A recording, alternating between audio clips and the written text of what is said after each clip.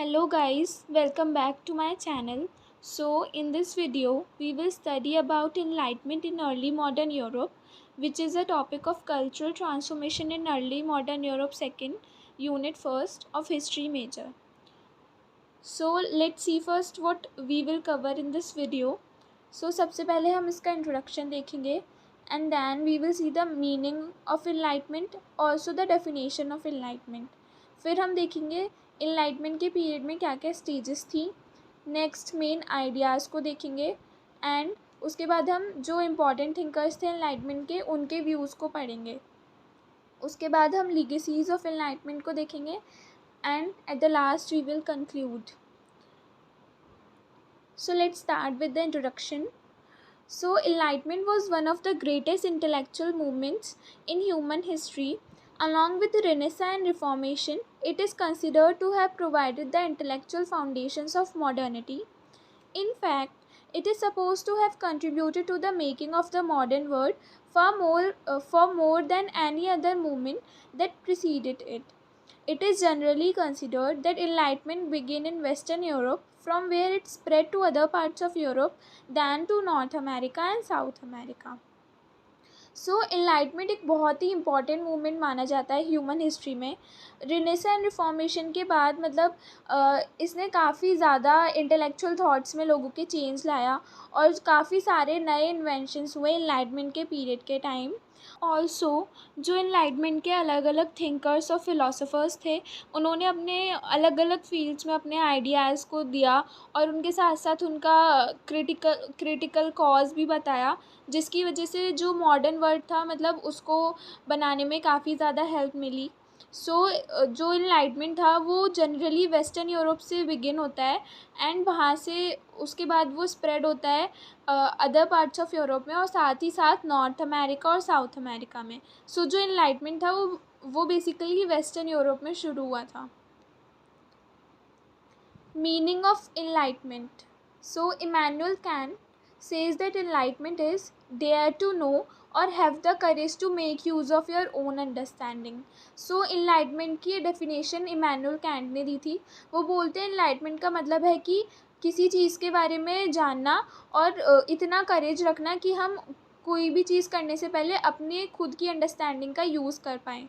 So this response put emphasis on the individuals on critical thinking and a rejection of the traditionally imposed way of thinking, whether by religion or any other overarching authority. So पहले क्या होता था, जो church थे, Christian क्लर्जीज़ वगैरह, वो लोगों पे अपने जो आइडियाज़ होते थे उनको मतलब फोर्सफुली एक्सेप्ट करवाते थे और लोग भी उनको एक्सेप्ट कर लेते थे. पर इनलाइटमेंट के बाद मतलब जो ये आइडियाज़ देने लगे फ़िलासफ़र्स, उनकी वजह से क्या हुआ कि लोग सोचने लगे हर चीज़ के बारे में और फिर उसका क्रिटिकल कॉज जानने के बाद ही वो उसको एक्सेप्ट करना शुरू करने लगे. सो ये बहुत ही मतलब कॉन्ट्रडिक्ट कर रहा था जो पहले के रिलीजियस आइडियाज़ थे उनको. The Enlightenment thinkers, including Kant, wanted their ideas to reach to a wider audience, which should consist of autonomous individuals with independent thinking. जो थिंकर्स थे एनलाइटनमेंट के, इंक्लूडिंग कांट, वो मानते थे कि उनके जो आइडियाज़ हैं वो ज़्यादा से ज़्यादा लोगों तक पहुँचे, जिससे ज़्यादा से ज़्यादा लोग उनको समझ सकें और अपनी जो इंडिपेंडेंट थिंकिंग है उसका यूज़ कर पाएँ, ना कि किसी के फोर्सफुल थिंकिंग जो करवाते थे चर्च वगैरह उससे. So and yet the notion of intellectual freedom was limited to education and rational persons, mostly belonging to the upper and middle classes. The democratic reach of the Enlightenment did not encompass the masses or even women. But जो ये notion था intellectual freedom का वो बहुत ही ज़्यादा limited था बस education और जो रैशनल पर्सन्स थे अपर क्लासेस के उन तक, मतलब ज़्यादा से ज़्यादा लोगों तक नहीं पहुंच पा रहा था. The democratic reach of enlightenment did not encompass the masses और इवन विमेन. इवन जो विमेन थी वो भी इस आइडियाज़ से बहुत दूर थी और ज़्यादा इसकी मतलब ज़्यादा लोगों पे इन्फ्लुएंस नहीं पड़ पा रहा था. Peter Gay, one of the important historians of Enlightenment, characterized it as the rise of modern paganism.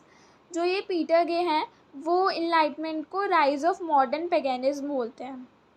सो इतने सारे कंक्लूजन्स के बाद इनलाइटमेंट की कोई एक ऐसी डेफिनेशन नहीं मिल पा रही थी, लेकिन अलग अलग थिंकर्स के आइडियाज़ को देखने के बाद इनलाइटमेंट को ऐसे कंक्लूड करा जा सकता है कि the enlightenment was an intellectual movement in Europe during the 18th century.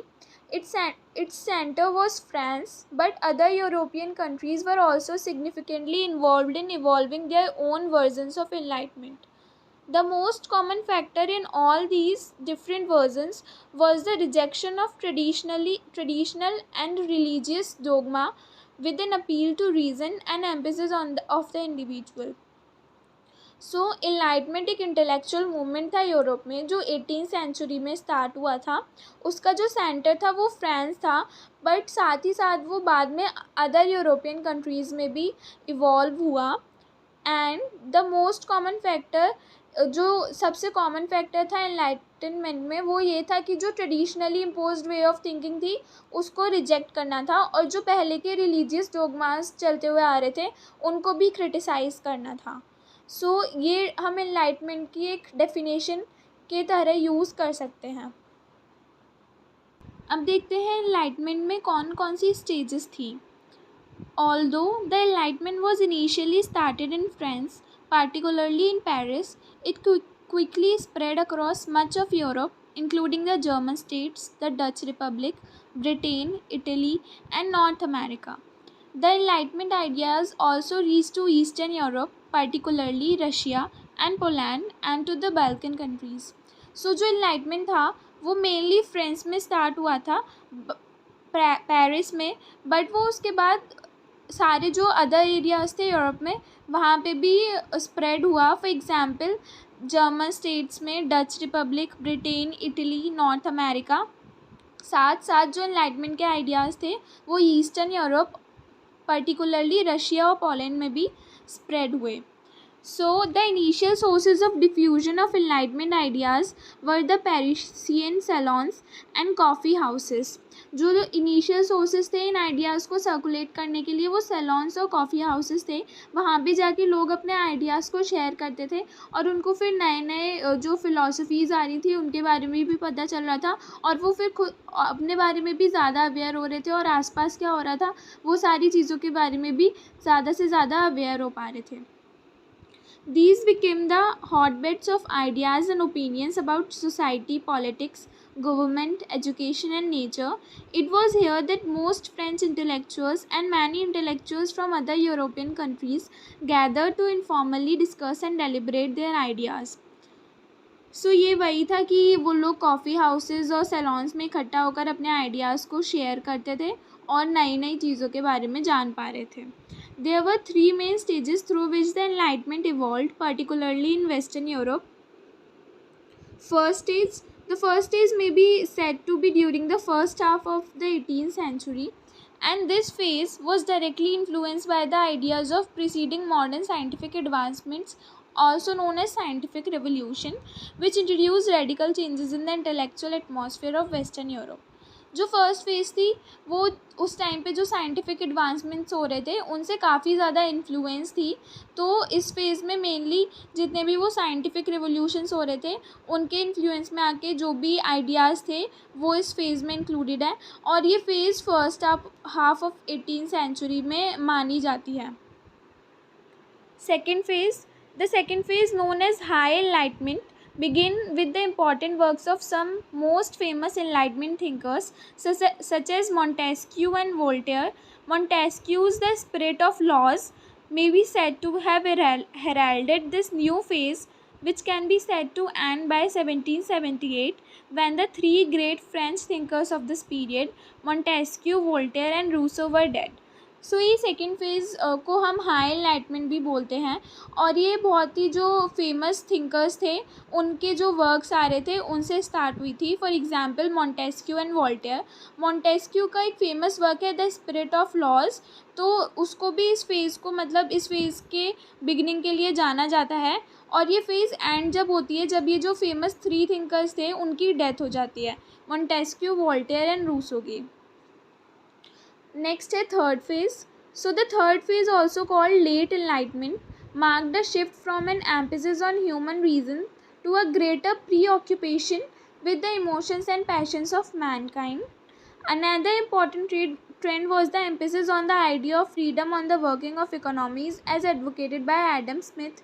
सो जो थर्ड फेज़ थी उसको हम लेट एनलाइटमेंट बोलते हैं, और इस फेज़ तक जो सारे साइंटिफिक रिवोल्यूशंस थे वो हो चुके थे, फेमस थिंकर्स आ चुके थे, तो लोग काफ़ी ज़्यादा अपने बारे में अवेयर हो गए थे. सो ये फेज़ मार्क करती है एक shift from human reason to a greater preoccupations. जब लोगों में मतलब इमोशंस ऑफ पैशन आ गए थे, उस फेज़ ये थर्ड फेज़ को डिनोट करती है. सो जो अनदर इम्पॉर्टेंट ट्रेंड था वो था आइडिया ऑफ फ्रीडम आ गया था लोगों के थॉट्स में, जो कि मतलब एडम स्मिथ ने काफ़ी इम्पॉर्टेंट रोल प्ले करा है इसमें. So during this stage there was also emphasis on the distinctive national cultures and national identities. इस फेज़ में एक स्पेशल एम्फेसिस था नेशनल कल्चर और नेशनल आइडेंटिटीज़ पे. सो ये थी हमारी 3 फेजेस ऑफ एनलाइटमेंट. अब हम देखेंगे इम्पॉर्टेंट एनलाइटमेंट थिंकर्स के बारे में. तो सबसे पहले थिंकर थे Montesquieu 1689 to 1755. Montesquieu, a French political and historical thinker, was among the most important Enlightenment thinkers, whose famous work, The Spirit of Laws, is considered to have inaugurated the High Enlightenment. तो जो Montesquieu थे उनका जो famous work है the spirit of laws, उसी ने जो high enlightenment phase था एनलाइटनमेंट का, जो कि सेकंड फेज़ था, उसकी स्टार्टिंग करी. और मोंटेस्क्यू एक पॉलिटिकल और हिस्टोरिकल थिंकर थे फ्रेंच के. He praised the British system of constitutional government and advocated separation of powers between various organs of the state. Montesquieu ने जो कॉन्स्टिट्यूशनल गवर्नमेंट का सिस्टम था ब्रिटिशर्स का, उसको सपोर्ट करा और सेपरेशन ऑफ पावर्स को एडवोकेट करा कि जो पावर है वो डिवाइड होनी चाहिए between different organs of the state. According to him, only the rule by constitution could ensure that public order and freedom of the individual could coexist. वो कहते थे कि अगर कॉन्स्टिट्यूशन होगा तभी जो फ्रीडम ऑफ इंडिविजुअल है वो इंश्योर हो पाएगी. और जो पहले किंग मोनार्की सिस्टम था उसको उन्होंने अपोज करा. He also did not believe in the divine origin and divine rights of the Kings and argued that the power of the king was derived from the people and not God. सो ये जो divine origin and divine rights of the Kings की बात है, ये होता क्या था कि पहले जो किंग्स होते थे वो बोलते थे कि स्टेट जो है वो गॉड के द्वारा क्रिएट किया गया है, और ये जो किंग है वो स्पेशल एजेंट है जो कि भगवान ने भेजे हैं, और उन्हीं के अंडर सारे जो रूल्स वगैरह होंगे वो वही बनाएंगे और सबको उन्हें फॉलो करना होगा. तो इस divine origin and divine rights of Kings को मोंटेस्क्यू ने अपोज करा और आर्ग्यू करा कि जो पावर है किंग की वो गॉड से डिराइव नहीं हुई है, बल्कि वो जो पीपल हैं उस कंट्री है उस स्टेट के उनसे डिराइव हुई है. सेकंड थिंकर हैं वोल्टेयर, जिनका टाइम पीरियड है 1694 to 1778. So Voltaire was the most popular Enlightenment thinker who was read very widely. He was very witty and sarcastic and attacked the church and the priest with utmost vigor. He believed in uniform human nature and universalism. Voltaire बहुत ही ज़्यादा sarcastic वे में church को criticise करते थे, and वो अपनी पूरी strength के साथ चर्च को क्रिटिसाइज़ करते थे और बहुत ही ज़्यादा sarcastically. So he also believed in uniform human nature. Voltaire seriously attacked the system of religion prevailing in France, concentrating a lot of power in the church. जो फ्रांस में उस टाइम पे सिस्टम ऑफ रिलीजन था, मतलब church के हाथ में सारी पावर थी, तो वोल्टेयर उसको भी क्रिटिसाइज़ करते हैं. So he was also a great admirer of Britain, praising it for its constitutional government, free press, religious tolerance and commercial excellence. Montesquieu की तरह वो भी मतलब जो ब्रिटेन का कॉन्स्टिट्यूशनल गवर्नमेंट है उसको एडमायर करते हैं, फ्री प्रेस, रिलीजियस टॉलरेंस और इन सारी चीज़ों को प्रेज़ करते हैं. But in contrast to Montesquieu, however, Voltaire favored the centralized monarchy to protect common people from the oppression of the nobles. Montesquieu बात करते थे डिसेंट्रलाइजेशन ऑफ पावर की, सेपरेशन ऑफ पावर की, बट वोल्टेयर बोलते हैं कि सेंट्रलाइज मोनार्की होनी चाहिए to protect common people from the oppression of nobles. Third है Rousseau, 1712 to 1778. Jean Jacques Rousseau occupied an uncertain place within the Enlightenment because he put equal emphasis on reason and emotions. Rousseau की बहुत एक uncertain सी position थी, क्योंकि वो emotions और reason दोनों को इक्वली सपोर्ट करते थे। He believe that man was born basically good and it is the society that corrupts mankind, that is the surrounding makes the person bad and otherwise human was not bad. Rousseau बोलते हैं कि जो man है वो corrupt पैदा नहीं हुआ था, बट ये जो सोसाइटी है उसने उसको करप्ट बनाया है, सो वो सोसाइटी को क्रिटिसाइज़ करते हैं। He says that corruption and dictatorship are the main problems of the society. Corruption and dictatorship को वो मेन प्रॉब्लम बताते हैं सोसाइटी की। रूसो मेनली फोकस करते हैं दो चीज़ों पे, idea of liberty, the state of nature where man is free and independent, and second social contract, the state under the social contract in which ironically man becomes free through obligation, he is only independent through dependence on law. So ये जो है उनकी famous book थी the social contract, उससे ये लिया गया है, मतलब उसमें उन्होंने ये सारी बातें नोट करी हैं। Legacies of Enlightenment. The legacies of Enlightenment are so deep and wide-ranging that even today we are considered to be living in the post-Enlightenment world, a world made with the ideas broadly generated during the period of Enlightenment. Enlightenment का effect इतना ज़्यादा था कि जो हमारा इस time का modern word है वो भी बोला जाता है कि it is drive from the enlightenment only, and we are said to live in the post enlightenment world also. ये जो वर्ड है हमारा ये उन्हीं आइडियाज़ से मिलके बना है। Enlightenment put forward the idea that all human beings anywhere in the world possess the same faculties of reasoning and intellect, even though all of them were not in the same stage of development. Enlightenment का जो idea है वो ये है कि कोई भी human being हो, वो चाहे किसी भी पार्ट में हो वर्ल्ड के, उसको सेम वो फ्रीडम मिलनी चाहिए रीजनिंग और इंटेलेक्ट की, अगर मतलब even though if he is not at the same stage of development. Moreover, the Enlightenment idea of popular sovereignty has become much wider and deeper. Human freedom has become a core value in today's world. Conclusion. Enlightenment is regarded as the precursor of the modern world at intellectual level. It emphasizes on rational thinking and on the individual, paved the way for breaking away from traditional and religious dogmas and superstition. Enlightenment emphasise करता है जो सारे पहले के religious dogmas और superstition थे उनको criticise करता था, और जो रैशनल थिंकिंग है उस पर फोकस करता है। Enlightenment thinkers also known as philosophies believed in scientific method of observation, experimentation and analysis for the study of society and doubted the validity of divine revelation and miracles. जितने भी ये thinkers थे उन्होंने scientific method, observation, experimentation and analysis इन सारी चीज़ों पर focus करा, और जो मिरेकल्स और जो डिवाइन रिवोल्यूशन वाले कॉन्सेप्ट्स थे उनको क्रिटिसाइज़ करा। Individualism, rationalism, universalism, tolerance and liberalism were some important legacies of the enlightenment.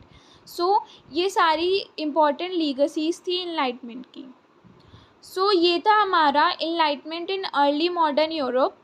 So if you guys found this video informative, then please like, share and subscribe to this channel, and also press the bell icon for more such videos. So thank you for watching.